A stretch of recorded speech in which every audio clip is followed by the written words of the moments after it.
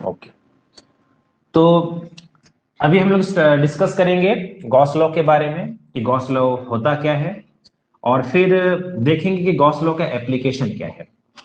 तो सबसे पहले गॉस लॉ ये कहता है कि कोई भी क्लोज्ड सरफेस किसी भी शेप का हो, लेकिन किसी भी तरह का क्लोज सरफेस है, और इस क्लोज सरफेस में अगर कोई चार्ज इनक्लोज्ड है Q, तो इससे होकर गुजरने वाला इलेक्ट्रिक फ्लक्स, इस पूरे क्लोज्ड सरफेस से होकर गुजरने वाला इलेक्ट्रिक फ्लक्स कितना होगा ना, जितना चार्ज घेर के रखा गया है उस चार्ज का कितना होता है 1/ε0 टाइम्स होगा। लेकिन कौन सा चीज ना, इलेक्ट्रिक फ्लक्स। और इलेक्ट्रिक फ्लक्स को हम लोग मैथमेटिकली कैसे रिप्रेजेंट करते हैं, क्लोज्ड इंटीग्रेशन लेते हैं। क्लोज्ड इंटीग्रेशन क्यों लेते हैं, क्योंकि यहां पर पूरा सरफेस क्या है, क्लोज्ड सरफेस है।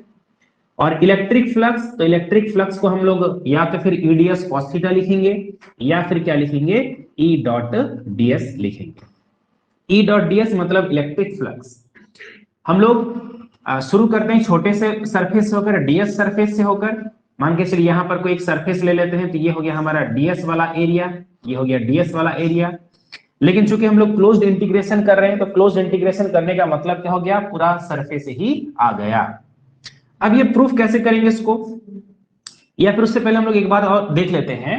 ये जो चार्ज है, ये चार्ज कौन सा है ना, ये चार्ज है जितना घेर के रखा गया है, मतलब जितना इनक्लोज्ड है उतना चार्ज को हम लोग यहां पर लेंगे, और by epsilon not. Enclosed charge मतलब यहां पर जो चार्ज है उसके अंदर में ये वाला चार्ज। अब ये हो सकता है कि यहां पर कोई एक पॉइंट चार्ज है, या फिर हो सकता है कि ढेर सारा यहां पर चार्ज रखा गया है, Q1 Q2 Q3 Q4 Q5। तो जितने भी चार्ज हैं उन सब का ये जो चार्ज होगा वो कैसा होगा, एल्जेब्रिक सम होगा। कैसा होगा, एल्जेब्रिक सम होगा।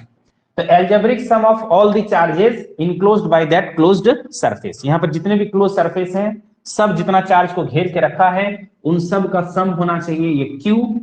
अगर ये चार्ज कुछ पॉजिटिव है कुछ नेगेटिव है, तो हम लोग क्या करेंगे, पॉजिटिव नेगेटिव सबको जोड़कर घटाकर हम लोग वहां पर टोटल को लिखेंगे। ठीक है, अगर सभी पॉजिटिव होगा तो सब चार्ज ऐड हो जाएगा। ऐसा भी हो सकता है कि अगर इस इनक्लोज्ड सरफेस में एक +2 माइक्रोकूलम का चार्ज है और एक -2 माइक्रोकूलम का चार्ज है, और आपसे पूछा जाएगा कि बताइए यहां पर कितने इलेक्ट्रिक फ्लक्स गुजरता है, इलेक्ट्रिक फ्लक्स का वैल्यू बताइए कितना होगा। तो यहां पर इलेक्ट्रिक फ्लक्स का वैल्यू कितना होगा, 0 होगा। क्यों 0 होगा, क्योंकि यहां पर जो टोटल चार्ज है, जितना इनक्लोज्ड किया गया है चार्ज, वो कितना हो जाएगा, +2 माइक्रोकूलम और -2 माइक्रोकूलम, दैट इज यहां पर क्या हो गया, 0 हो गया। और इसलिए यहां पर इलेक्ट्रिक फ्लक्स का वैल्यू कितना होगा ना, 0 होगा।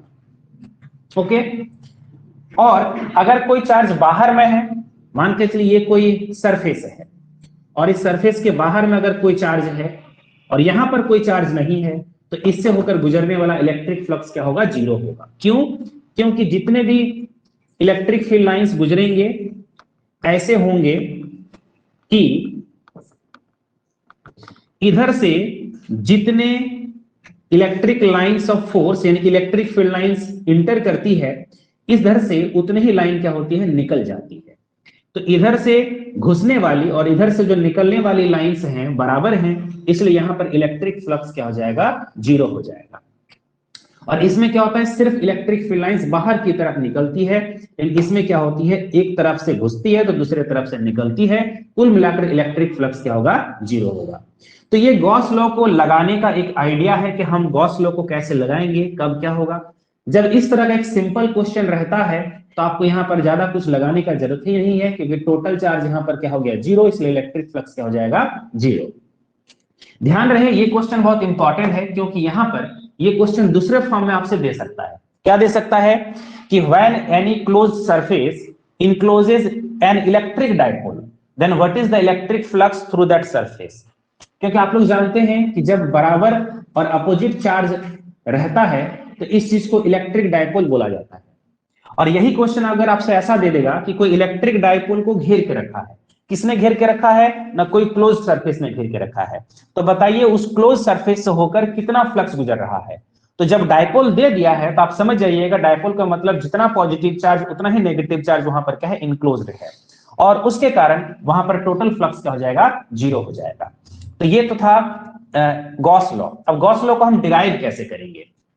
तो डिराइव करने का हम लोग एक तरीका अपनाते हैं कि यहां पर हम लोग ले लेंगे कोई स्फेयर ले लेंगे और मानकर चलेंगे कि यहां पर कोई एक पॉइंट चार्ज है जो ठीक सेंटर पर है, ठीक है, और इसका रेडियस कितना है, मान के चलते हैं कि r है।